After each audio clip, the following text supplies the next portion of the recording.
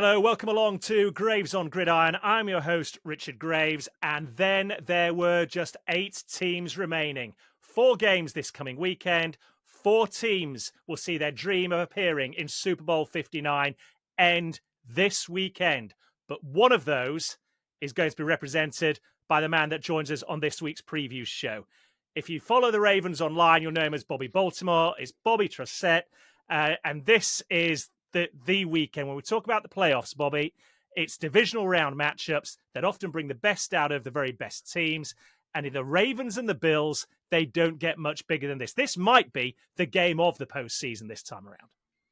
It's setting up like that. And if it lives up to, I was going to say the last time these two teams played, I think only people in Baltimore would be pleased with the outcome because, as you remember, week 4, Sunday Night Football, it was a beatdown. So I'm not sure NFL fans across the country, across the globe, would be that pleased if it's another running back of that kind of game.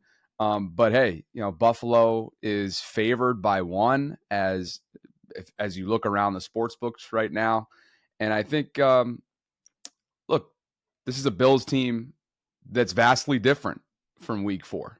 Matt Milano was not a part of that team, for example. They had several other key defensive players that were not available that night due to injury, and they hadn't yet acquired Amari in the deadline acquisition in November. So, that's a part of the equation as well. You can also go to the Ravens side of things and say, well, they were the 32nd ranked passing defense at that point in the year. So it goes both ways. I'm expecting this one to be an instant classic, and what more could you possibly want? The 2 front-runner candidates for MVP, 2 of the top teams in the entire league, if not the top 2.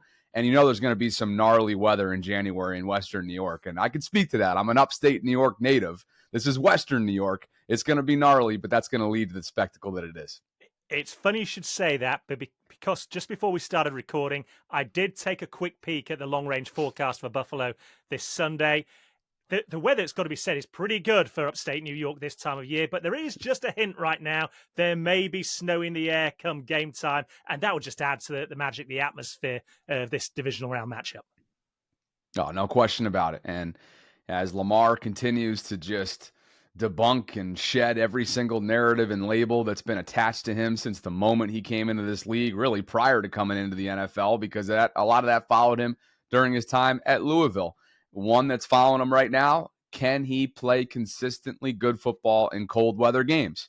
And that remains to be seen. We've seen it in a small sample size, but you go back to the last time these two teams played, which was January of 2021, in this same round, the divisional, which was in Buffalo. It didn't end well for him on a number of levels, both performance-wise and also physically. He was knocked out of that game with a concussion after an errant snap backed him up in his own end zone.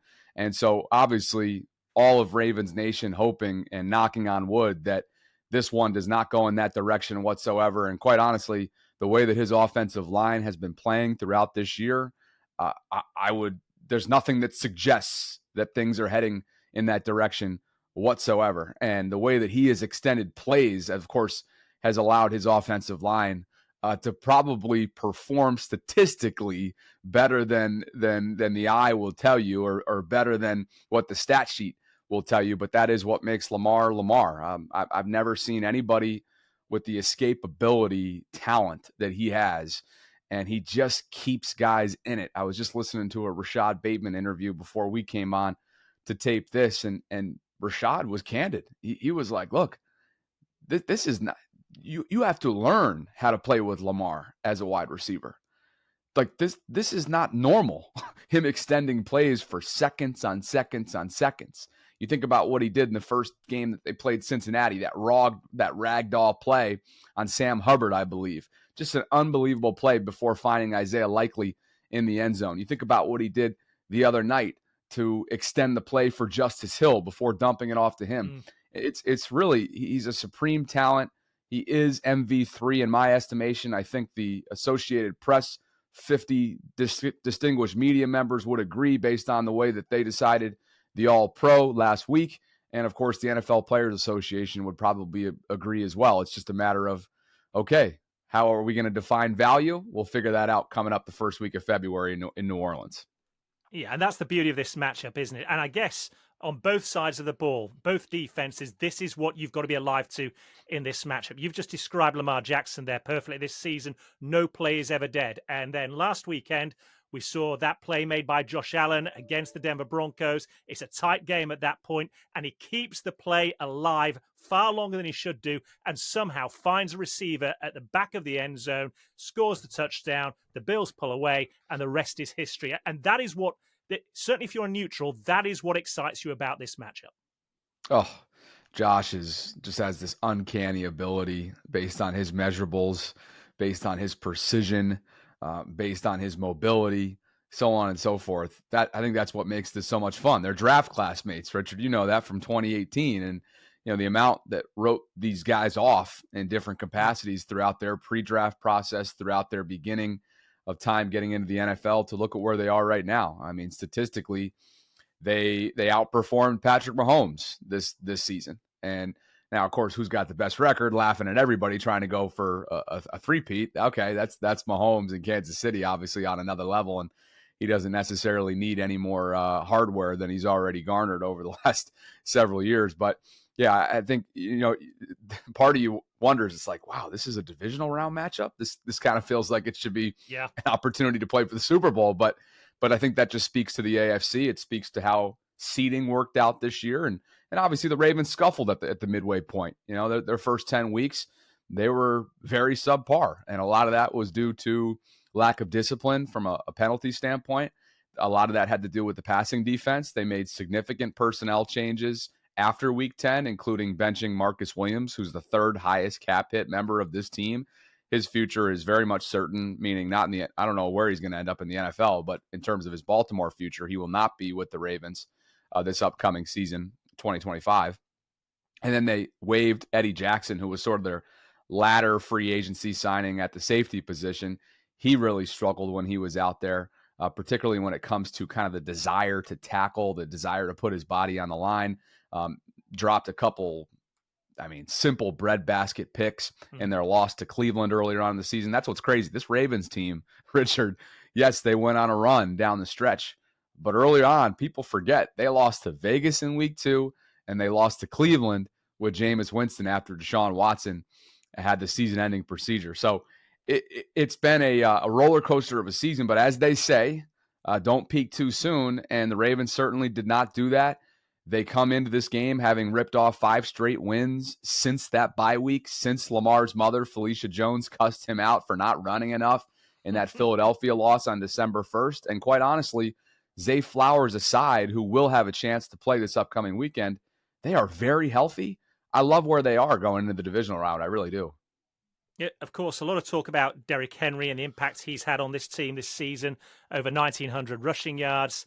We saw it again last weekend in the wild card game, how he can just take over games. He has that game-changing playmaking ability, but it's the effects on Lamar Jackson that really intrigues me. This is a back-and-forth debate you and I have had previously when we've discussed the Ravens. And the knock on Lamar Jackson in games gone by has been in the big moment, in a big game, can he make the throw? Well, this season, you look at the bare statistics, 41 TDs, just 4 interceptions. And even last weekend, only 5 incompletions in the game. How much better do you feel Lamar Jackson is because of that free agency move that the Ravens made for Derrick Henry? It certainly didn't hurt, but I would go on record to maybe say a hot take based on the circles with the MVP conversation and dialogue would deem this to be, that I think Lamar and his presence means more to Derrick, to be quite frank. That's not to say that Derrick, of course, hasn't opened up a ton of opportunities throughout the last 18 weeks for Lamar. But I tell you what, I've been covering this team and Lamar since his rookie year. I can think of running backs who were over the hill, so to speak, that when the Ravens had issues in their backfield health-wise, whether it was J.K. going down, Gus Edwards, so on and so forth, names like Latavius Murray, names like, oh my gosh, Melvin Gordon kind of had a cup of coffee here. Kenyon Drake comes to mind. Oh gosh, remind me of the former Pittsburgh Steeler who went into box a couple years ago. He's Le'Veon Bell. Oh, I mean, yes. there are names, Richard, that have come through here throughout the Lamar era, and I don't want to say like excelled, but we're moving the needle for the Ravens. And I think that has everything to do with being in Lamar's backfield. The amount that opposing defenses have to account for when you add Lamar into the equation, and now you mention those numbers, that he's a precision passer. He is winning with his arm first. He wants to beat you with his arm first. But oh, by the way, he's going to chip in an additional 800 plus rushing yards. It's amazing. So to get back to your question, Derek at 31 is a de-aging first ballot Hall of Famer, somebody who is ascending at 31. It's exceptional. His yards after contact is out of this world. He finished with over 1,900, to your point earlier on. And so, of course, those two in the option game and the pull and push and everything that they do in the backfield is second to none when you look around the league. With that said, Lamar has done this before. He's done it again with the King, but obviously the King doesn't exactly come around every so often when it comes to pure talent. So it's a duo that I think we'll talk about a long time, for a very long time. He is under contract for one more year. And don't be surprised if they go on a run here, and maybe even if they don't go on a run, maybe Eric DeCosta gets out in front. Hey, let's kind of rework this deal. Let's make sure you're in Baltimore for a couple more years besides just 2025, because it's been that electric. Yeah, if you're an opposing defense, that is not the line you want to be hearing coming out of Baltimore, especially given the way the two of them have meshed up this season. Okay, let's break it down then, this matchup. What are you guys out there in Baltimore discussing in the build-up to this game? What fears you the most? What do you feel that Baltimore have to do on Sunday if they're to beat a team which, as it stands right now, have a 100% record? They are 9-0 when playing in Buffalo this season. Yeah, I saw that statistic as well. Obviously, it's a home field advantage and then some when you think about Bills Mafia, when you think about that stadium, when you think about the gnarly weather that it comes with, so on and so forth. This is going to be a battle. Both teams are battle-tested. The Ravens will be, to the nth degree, battle-tested if they can walk away from this game victorious. Look, Richard, I kind of feel maybe this is the low-hanging fruit, but this kind of is feeling like a potential shootout coming up, weather permitting. If it starts to snow, obviously, and this becomes a run game. In Buffalo.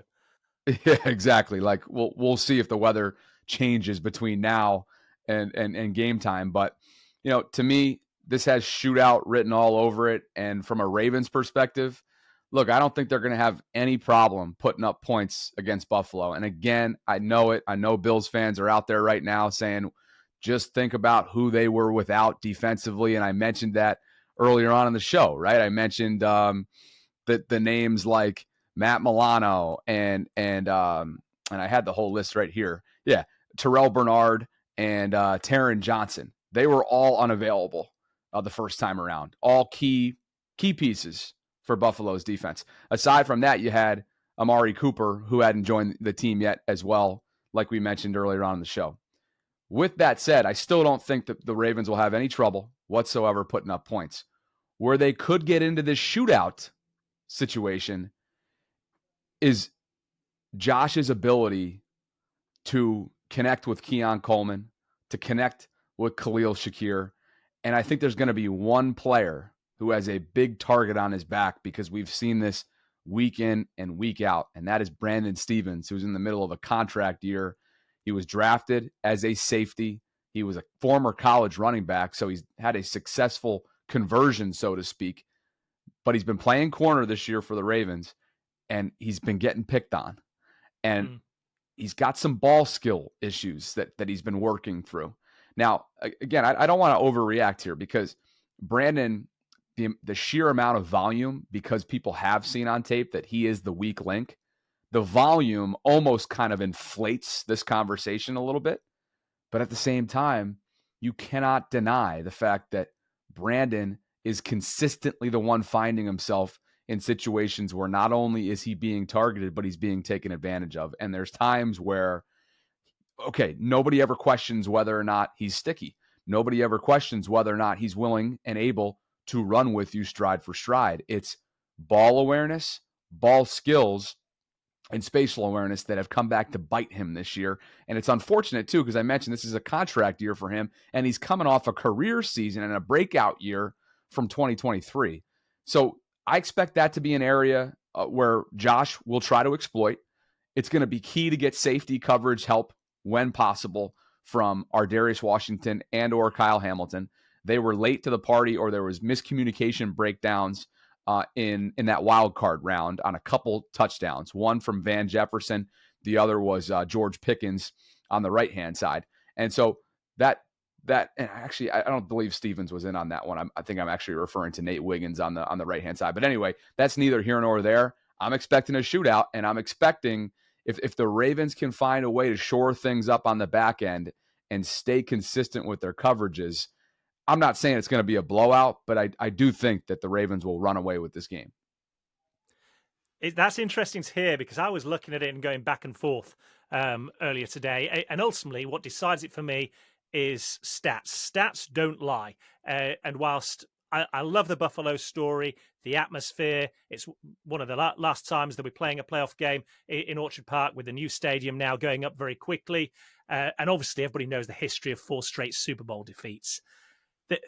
As much as Josh Allen, I think, has also got better this season and has improved and carries this team at times on his back, the fact remains that on paper, and as the season's gone on, the Ravens seem to have the bigger playmakers, the more consistent playmakers. And I mentioned it earlier, Lamar Jackson, 41 regular season touchdowns to just 4 interceptions. He's not turning the ball over. And then you can just hand the ball off to juggernaut in Derrick Henry, who physically is going to wear opposing defenses down as the game goes on. So the odds makers, as you say, have it a 1-point game.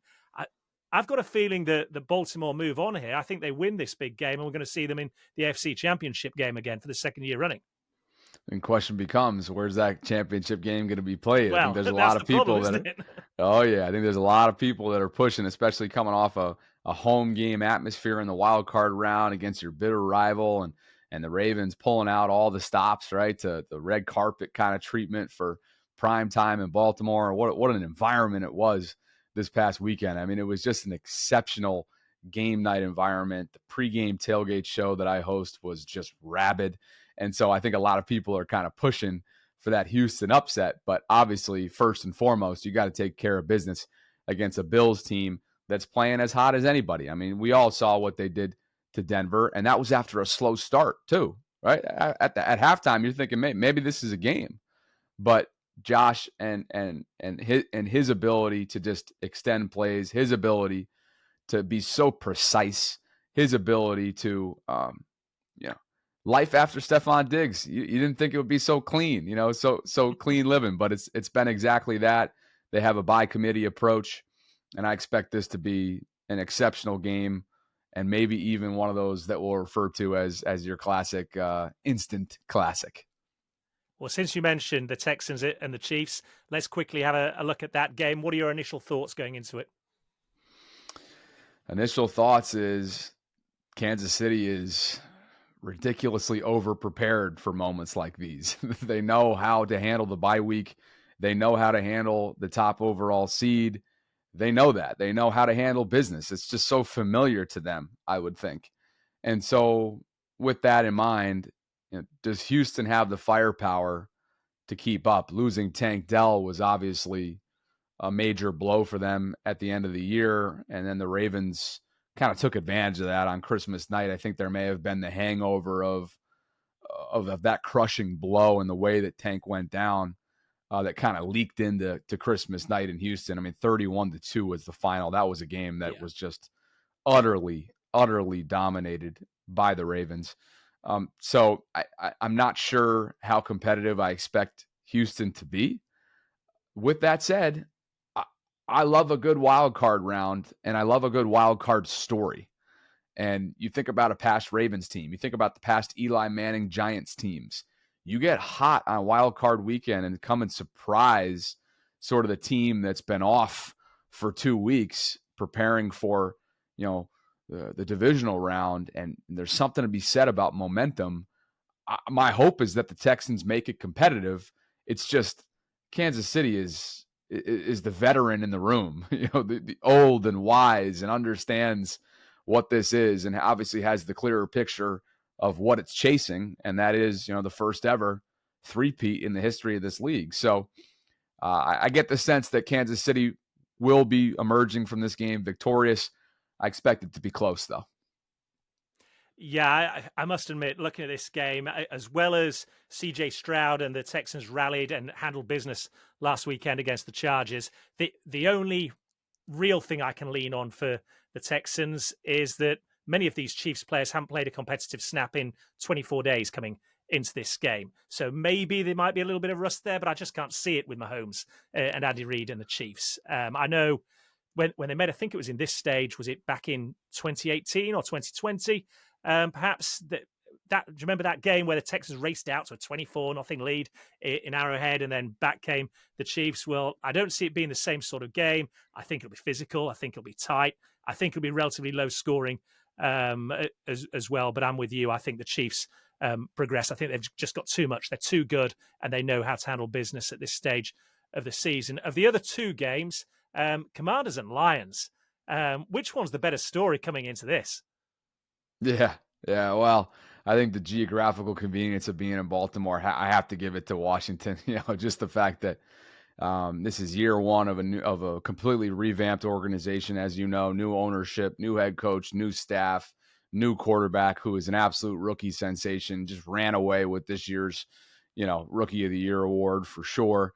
And you think about the way that they're constructed too, like veterans such as Zach Ertz and Terry McLaurin and defensive pieces that have been around in the Commanders program for years. It's hard not to love how quickly they've built this back up. And I think the Commanders faithful is just saying, well, yeah, we've been waiting for this opportunity. As soon as Dan Snyder stepped aside, look at this, what a coincidence. But if there's one thing about the Washington Commanders, and the Ravens saw them earlier in the year, they're a scrappy bunch, and I expect them to give Detroit all it can handle. But obviously the Lions feel like they're sort of a team of destiny, and I think Washington is sort of seen as a team that peaked a little bit too soon. Hey, good for them, deservedly so, with the way that they built this thing up. I will be picking Detroit in the divisional round, but Jaden Daniels is a force to be reckoned with, and I look forward to him continuing to ascend because he's got that place fired up right now. And there are certain fan bases, the Jets come to mind, the Commanders are another. Despite all the dysfunction, the years and years of underperformance, they are still rabid in their love for their teams, and I got to give them a lot of credit. And when they see a little bit of winning, even if it's a little bit, look at what's going on in Washington right now. It's pandemonium. Hey, and it's even better when you doink a game-winning field goal in as time expires as well on the road as they did last weekend. Look, the Lions, number one ranked scoring offense in the regular season, scoring over 33 points per game. They're going to put points on the board come what may. If we can give any hope to the Commanders, what would it be? That they do have those veterans, they are playing with nothing to lose. The fact that, it's who expect them to be here in year one. So with that in mind, I'd be playing loose and free if I'm the Commanders coming up next weekend, and Jaden just seems so unflappable. He just seems like this is what he's expected to be. And it didn't exactly work out as well for his draft classmate there, did it, in year one in Chicago? But there's just something very calming about Jaden Daniels. And so I guess if that were to be it were to be, okay, nobody thought we were supposed to be here. Expectations aren't high at all. So let's just go out there and play with a certain amount of reckless abandon and see what happens. But then also they just kind of go as their quarterback goes. And Jaden he's a smooth operator, man. So I guess I would lean on that kind of savvy, even though it's an inexperienced savvy going into a hostile environment, obviously, in Detroit that has everything to play for. And obviously they expected to be in the Super Bowl last year, but had to go through heartbreak instead, which I'm sure is still very much at the top of mind out there. Yeah, absolutely. Interestingly, everybody's expecting a high-scoring game. 55.5 points The line's Ooh, set on it. Do we think we see more than that? 55.5, huh? So, It's high, isn't it? yeah, that's pretty high. It's so funny in the postseason. Like, even I haven't even come up with the score prediction yet because we're taping this on Tuesday for Sunday in Buffalo. But I've told you multiple times that I kind of Yeah. feel I have a hunch that it's going to be a shootout. I have no clue what to expect for Detroit and Washington. I guess I would probably go the under. But again, to say that I have a good feel for spreads in the month of January would be. How about this? I felt pretty confident the Ravens would cover at 9.5 this past weekend. To say I'm confident about any of that going into the divisional round weekend would just be a total lie. Yeah. Well, I think we're going to be entertained. I like entertaining football. I'll go on the over for that. And you've already told us that 1-point dogs going into Buffalo for the Ravens. They're going to blow it out the park anyway. So there's two of the games easily covered for us, Bobby. Final game: Rams Eagles. I guess it's no surprise the Rams are heavily underdogs going into this. But after what we've seen from them in December and certainly on Monday night in the win that they enjoyed over the Minnesota Vikings, I think this is going to be a lot closer than many might first suspect. Yeah, well, first and foremost, the fact that everybody was rerouted to Arizona, dealing with, understandably, the emotions of an extremely unique week, a trying week, given the severity of these wildfires out there in Southern California. I mean, I can't say enough about the job that the Rams just did last night. You feel for Sam Darnold. You feel for a 14-win team that had to play in the wild card weekend. But quite frankly, Sam's going to get paid. It's just a matter of by who after what he did this year. I hope that's the case because Sam Darnold, you talk about a comeback, a turnaround. I'm supposed to be here. I told you so. All those types of things. Wow, he epitomized all of that. So best wishes to him. And I think Kevin O'Connell is one of, I think you could probably refer to him as a top 5 head coach at this point, given the way that he commands that team and what he did to that team after losing J.J. McCarthy, his rookie. So with all of that said, the Rams playing with this emotional high and Matthew Stafford with his savvy, with his Super Bowl experience, and Sean McVay, of course, as the exquisite play caller that he is, I would put Philadelphia on upset alert.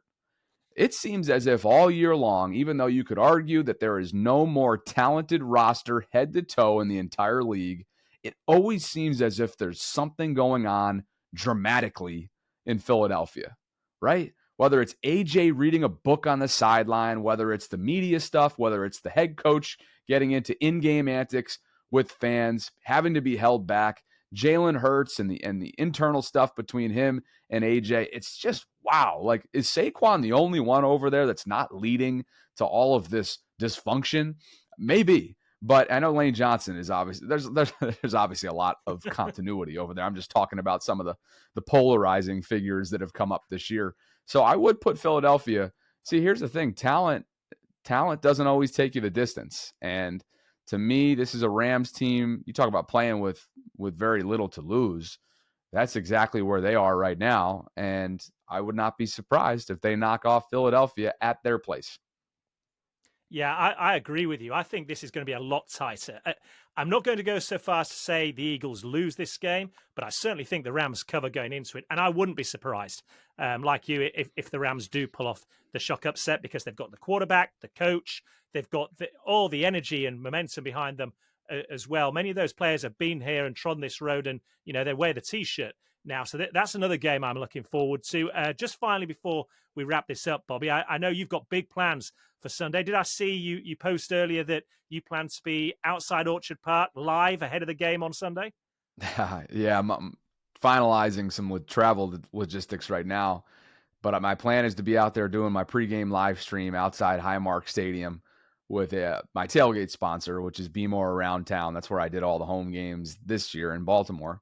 And then after that, hey, let's see what happens. I would love to kind of go on the road the next couple of weeks to Buffalo, to Kansas City, and kind of just follow this team because it does feel as if they are absolutely in great position for a Super Bowl opportunity. And if they get to New Orleans, it will have been earned against your bitter rival in the wild card round, against maybe the best team in the entire AFC. I know they feel like they are, in the Buffalo Bills, who you obviously would have to sweep if you were to get to the AFC Championship. Already beat them week 4, as we covered. And then, of course, we all kind of think that it's all going to be decided in Kansas City regardless. And so talk about a murderer's row to get to New Orleans. It will certainly have been earned. And I look forward to kind of following along. I'll definitely be in New Orleans. I know that. I'll be working Radio Row. I will miss you this year, but I look forward to seeing you next year. And thanks for having me on, Richard. Now, it's a pleasure as always. And just one final question, Bobby. This time last year, we went to Vegas, and you gladly gave your time to us as we looked ahead to the Super Bowl. But we spoke off camera, and you were genuinely gutted like many other Ravens fans. You thought you were going to be in the big dance. So here we go, 5 days out from the biggest game of divisional weekend. What are you now? Nervous? Are you anticipating? Are you excited? Or at the moment, have you been down this road before and you're wise enough, old enough just to be relaxed and take it all in? Yeah, typically the latter. I consider myself sort of just a broadcaster that follows the team. I try not to lose sleep over wins or losses, and that was certainly the case last year. That said, if I were to put my shoes in that of a fan's, I'm probably extremely anxious. I'm nervously optimistic, cautiously optimistic, but understanding that they have those calluses from last year. They understand that, and I think that there is just such a bigger fish to fry in the Ravens' minds, and they go as Lamar goes. And all year long, he has been so incredibly consistent with his approach. He's been steadfast. He's been so steady. And I think that has a contagious effect. It trickles down all throughout the locker room. They go as he goes. And so it really is a one game at a time approach. They've essentially said that after big wins and crushing losses every single time this year. So I do think that has a legitimate impact and effect on your team. And so I guess I'm just more so fired up than anything else, because this is the matchup that everybody's going to be watching. It is prime time. It is the CBS A team with Jim, Tony, and Tracy. And so bring it on. Let's do it. Bring it on. Let's do it. Absolutely. Bobby, pleasure as always. Thanks for your time. And if this is the Ravens year and you guys are going to New Orleans, then let's catch up in the week leading up to the Super Bowl and get a flavor for what everybody's anticipating then as well. All right, my friend. I look forward to it. Here it is. Best of luck. Enjoy the games this weekend.